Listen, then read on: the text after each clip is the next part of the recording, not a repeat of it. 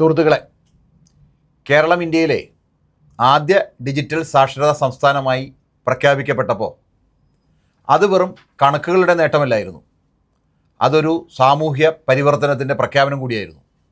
21.87 ലക്ഷം ആളുകളെ പരിശീലിപ്പിക്കുകയും 2.5 ലക്ഷം സന്നദ്ധ പ്രവർത്തകരെ രംഗത്തിറക്കുകയും 83 ലക്ഷം കുടുംബങ്ങളിലെ ഓരോ വീടുകളിലേക്കും എത്തുകയും ചെയ്തു എന്നതാണ് സർക്കാർ പറയുന്നത്.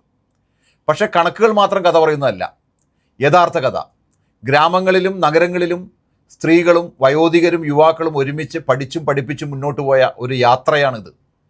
ഡിജിറ്റൽ സാക്ഷരത എന്നത് ഫോൺ ഉപയോഗിക്കുന്ന കഴിവ് മാത്രമല്ല, അത് ദിനചര്യയിലെ ജോലികൾ, വൈദ്യുതി ബില്ലടയ്ക്കൽ, ഡോക്ടറുടെ അപ്പോയിൻമെൻ്റ് എടുക്കൽ, UPI വഴി ഇടപാട് നടത്തൽ, പഠന ആപ്പിലൂടെ ക്ലാസ്സിൽ പങ്കെടുക്കൽ തുടങ്ങി ആത്മവിശ്വാസത്തോടെ ചെയ്യാൻ കഴിയുന്നതാണ്. വായിക്കാനും എഴുതാനും പഠിപ്പിക്കുന്ന സാധാരണ സാക്ഷരതയേക്കാൾ അപ്പുറം ഡിജിറ്റൽ ലോകത്ത് സ്വയം നിലനിൽക്കാനുള്ള കഴിവാണ് ഇതിൻ്റെ ലക്ഷ്യം. കേരളം ഇത് സാധ്യമാക്കിയത് വിപുലമായ സന്നദ്ധ പ്രവർത്തക ശൃംഖല മുഖാന്തരമാണ്.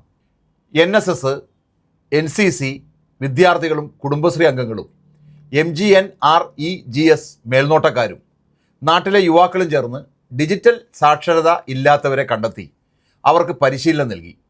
പലപ്പോഴും അവർ സാങ്കേതിക അറിവിനോടൊപ്പം ക്ഷമയും പ്രോത്സാഹനവും നൽകി. ഈ മാറ്റം ഏറ്റവും ശക്തമായി അനുഭവിച്ചത് സാധാരണക്കാരാണ്.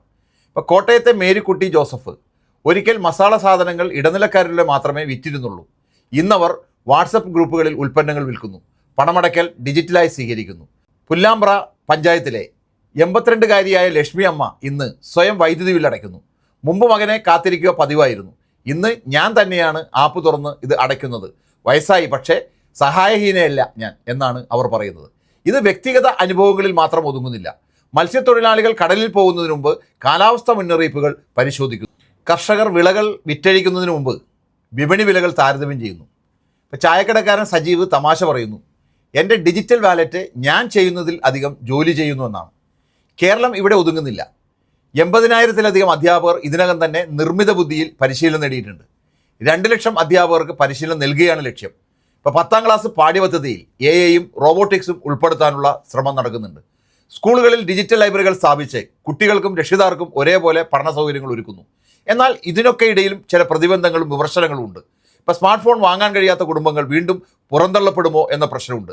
ഇൻ്റർനെറ്റ് സൗകര്യമില്ലാത്ത പ്രദേശങ്ങൾ പിന്നിലാക്കപ്പെടുന്നതിൻ്റെയും ഡിജിറ്റൽ ഗവേണൻസിൽ ആശ്രയിക്കുമ്പോൾ ആധാർ, ബയോമെട്രിക്സ്, ഓൺലൈൻ രജിസ്ട്രേഷൻ എന്നിവയിൽ പരാജയപ്പെടുന്നവർ ക്ഷേമാവകാശങ്ങളിൽ നിന്ന് തന്നെ അകറ്റപ്പെടുമോ എന്ന സംശയം നിലനിൽക്കുന്നുണ്ട്. ഇപ്പോൾ സാമൂഹ്യ പ്രവർത്തകരുടെ മുന്നറിയിപ്പ് വ്യക്തമാണ്. UPI പേയ്മെൻറ്റ് പഠിക്കുന്നതിൽ നിന്ന് യഥാർത്ഥ ശാക്തീകരണം തുടങ്ങുന്നു. പക്ഷേ ഇത് വിദ്യാഭ്യാസം, തൊഴിൽ, പൗരപങ്കാളിത്തം എന്നിവയ്ക്കായി പ്രയോഗിക്കുമ്പോഴാണ് സാക്ഷാത്കരിക്കുന്നത്. അതിന് തുടർച്ചയായ പിന്തുണ ആവശ്യമാണ്. അതുകൊണ്ട് കേരളത്തിൻ്റെ ഡിജിറ്റൽ സാക്ഷരതാ പദ്ധതി വെറും കണക്കല്ല, അത് സാധാരണ ജനങ്ങളുടെ ധൈര്യവും പരീക്ഷണവുമാണ്. പരാജയപ്പെട്ടാലും വീണ്ടും ശ്രമിക്കുന്ന ഒരു മനോഭാവമാണ്. അത് സ്ത്രീകൾ സാമ്പത്തിക അധികാരം വീണ്ടെടുക്കുന്നതിനും മുത്തശ്ശന്മാരും മുത്തശ്ശിമാരും സ്വാതന്ത്ര്യത്തിൻ്റെ ഗൗരവം തിരിച്ചു പിടിക്കുന്നതുമാണ്. പക്ഷേ ഇതൊരു മുന്നറിയിപ്പ് കൂടിയാണ്. സാങ്കേതികവിദ്യ നിഷ്പക്ഷമല്ല. ഉൾപ്പെടുത്തലും പിന്തുണയും ഇല്ലെങ്കിൽ അത് ശക്തിപ്പെടുന്നതിലും അധികം പുറത്താകലാണ് സൃഷ്ടിക്കുക. കേരളം ലോകത്തിന് കാണിച്ചു തന്നത് ജനങ്ങൾ സാങ്കേതികവിദ്യയെ സ്വന്തം ഒന്നായി സ്വീകരിക്കുമ്പോൾ വലിയ സാമൂഹ്യ മാറ്റങ്ങൾ സാധ്യമാണ് എന്നതാണ്.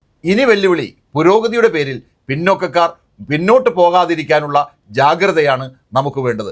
ഡിജിറ്റൽ സാക്ഷരത വിജയിപ്പിക്കുന്നതിനുള്ള പ്രവർത്തനങ്ങളിൽ നാം എല്ലാവരും ഒറ്റക്കെട്ടായി ഇടപെടാം.